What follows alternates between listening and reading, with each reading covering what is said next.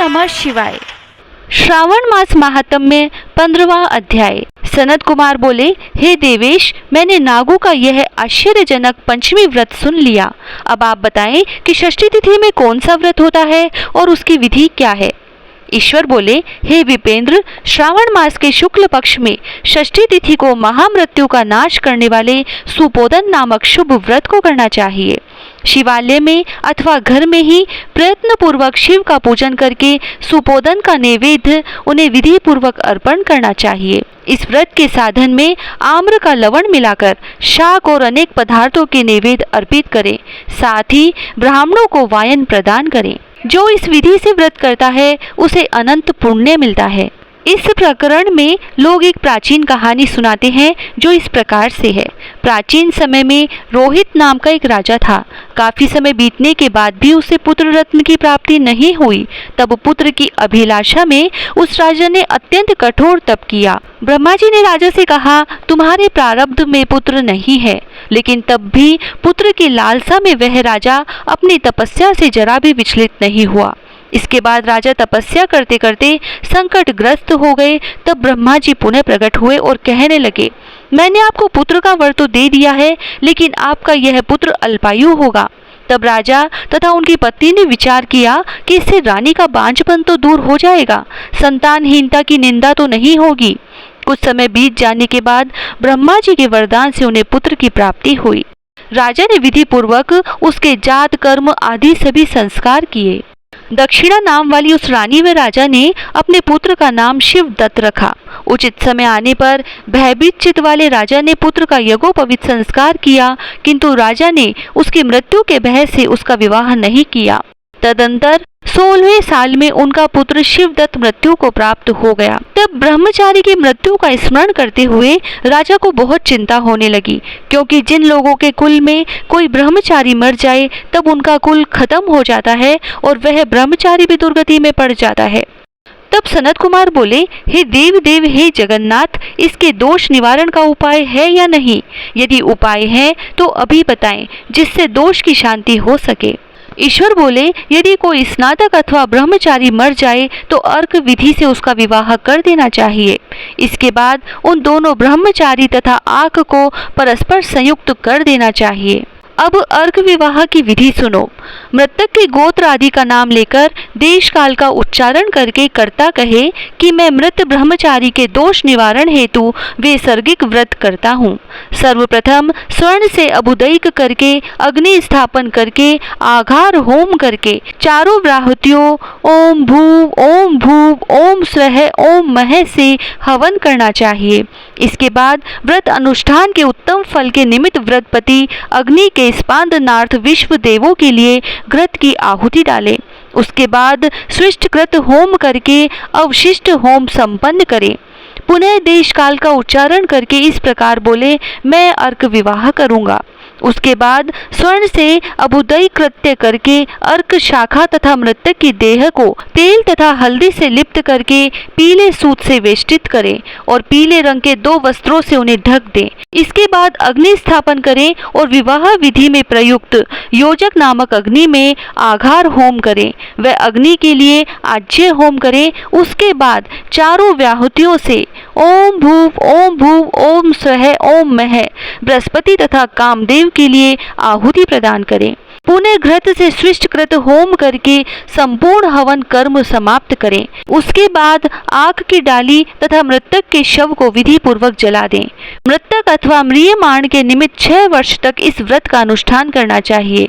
इस अवसर पर 30 ब्रह्मचारियों को नवीन कोपिन वस्त्र प्रदान करना चाहिए और हस्त प्रमाण अथवा कान तक लंबाई वाले दंड तथा कृष्ण मर्ग चर्म भी प्रदान करना चाहिए। उन्हें चरण पादुका, छत्र, माला, गोपी चंदन, प्रवाल मणि की माला तथा अनेक आभूषण समर्पित करने चाहिए। इस विधान से व्रत करने पर कोई भी विघ्न नहीं होता है।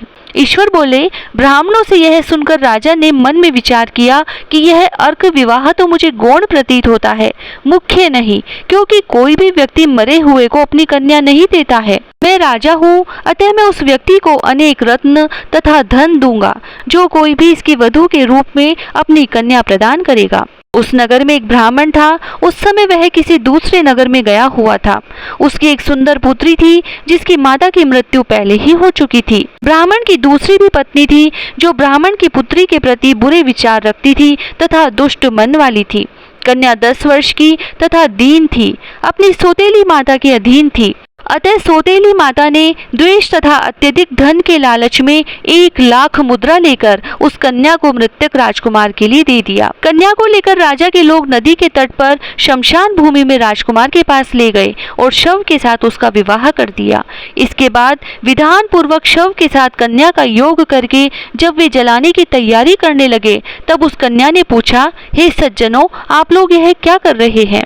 तब वे सभी दुखित मन से कहने लगे कि हम लोग तुम्हारे इस पति को जला रहे हैं। इस पर भयभीत होकर बाल स्वभाव के कारण रोती हुई उस कन्या ने कहा, आप लोग मेरे पति को क्यों जला रहे हैं? मैं जलाने नहीं दूंगी। आप लोग सभी यहाँ से चले जाइए, मैं अकेली ही यहाँ बैठी रहूंगी और जब ये उठेंगे तब मैं अपने पतिदेव के साथ चली जाऊंगी। उसका हठ देखकर दया के कारण दीन चित्त वाले कुछ भाग्यवादी वृद्धजन कहने लगे, अहो, होनहार भी क्या होता है, इसे कोई भी नहीं जान सकता। दीनों की रक्षा करने वाले तथा कृपालु भगवान न जाने क्या करेंगे। सौत की पुत्री का भाव रखने के कारण सौतेली माता ने इस कन्या को बेचा है, अतः संभव है कि भगवान इसके रक्षक हो जाएं। अतः हम लोग इस कन्या को व इस शव को नहीं जला सकते। इसीलिए सभी को अच्छा लगे तो हम लोगों को यहाँ से चले जाना चाहिए। परस्पर ऐसा निश्चय करके वे सब अपने नगर को चले गए। बाल स्वभाव के कारण यह सब क्या है इसे ना जानती हुई भय से व्याकुल वह कन्या एकमात्र शिव तथा पार्वती का स्मरण करती रही। उस कन्या के स्मरण करने से सब कुछ जानने वाले तथा दया से पूर्ण हृदय वाले शिव पार्वती शीघ्र ही वहां आ गए। नंदी पर विराजमान उन तेज निधान शिव पार्वती को देखकर उन देवों को न जानती हुई भी उस कन्या ने पृथ्वी पर दंड की भांति पड़कर प्रणाम किया। तब उसे आश्वासन प्राप्त हुआ कि पति से तुम्हारे मिलने का समय अब आ गया है। तब कन्या ने कहा कि मेरे पति अब जीवित नहीं होंगे। उसके बाल भाव से प्रसन्न तथा दया से परिपूर्ण शिव पार्वती ने कहा कि तुम्हारी माता ने सुपोदन नामक व्रत किया था। उस व्रत का फल संकल्प करके तुम अपने पति को प्रदान करो। तुम कहो कि मेरी माता के द्वारा जो सुपोदन नामक व्रत किया गया है उसके प्रभाव से मेरे पति जीवित हो जाएं। तब कन्या ने वैसा ही किया और उसके परिणाम स्वरूप शिवदत्त जीवित उठ खड़ा हो गया। कन्या को व्रत का उपदेश देकर शिव तथा पार्वती अंतर्ध्यान हो गए। तब शिवदत्त ने उस कन्या से पूछा, तुम कौन हो और मैं यहाँ कैसे आया? तब उस कन्या ने उसे वृत्तांत सुनाया और सुनाते सुनाते रात हो गई। प्रातः होने पर नदी के तट पर गए लोगों ने राजा को वापस आकर कहा कि हे राजन, आपका पुत्र व पुत्रवधू नदी के तट पर स्थित है। विश्वस्त लोगों से यह बात सुनकर राजा बहुत खुश हुआ। वह हर्ष भेरी बजवाते हुए नदी के तट पर गया। सभी लोग प्रसन्न होकर राजा की प्रशंसा करने लगे। वे बोले, हे राजन, मृत्यु के घर गया हुआ आपका पुत्र पुनः लौट आया है। इस पर राजा पुत्र वधू की प्रशंसा करने लगे और बोले कि लोग मेरी प्रशंसा क्यों कर रहे हैं? प्रशंसा के योग्य तो यह वधू है। मैं तो भाग्यहीन तथा अधम हूँ। धन्य और सौभाग्यशालिनी तो यह पुत्र वधू है, क्योंकि इसी के पुण्य प्रभाव से मेरा पुत्र जीवित हुआ है। इस प्रकार अपने पुत्र वधू की प्रशंसा करके राजा ने दान तथा सम्मान के साथ श्रेष्ठ ब्राह्मणों का पूजन किया और गांव से बाहर ले जाए गए मृत व्यक्ति के पुनः ग्राम में प्रवेश कराने से संबंधित शांति की विधि को ब्राह्मणों के निर्देश पर विधि पूर्वक संपन्न किया। हे वत्स, इस प्रकार मैंने आपसे यह सुपोदन नामक व्रत कहा। इसे 5 वर्ष तक करने के अनंतर उद्यापन करना चाहिए। पार्वती तथा शिव की प्रतिमा का प्रतिदिन पूजन करना चाहिए और प्रातः काल आम के पल्लवों के साथ चरु का होम करना चाहिए।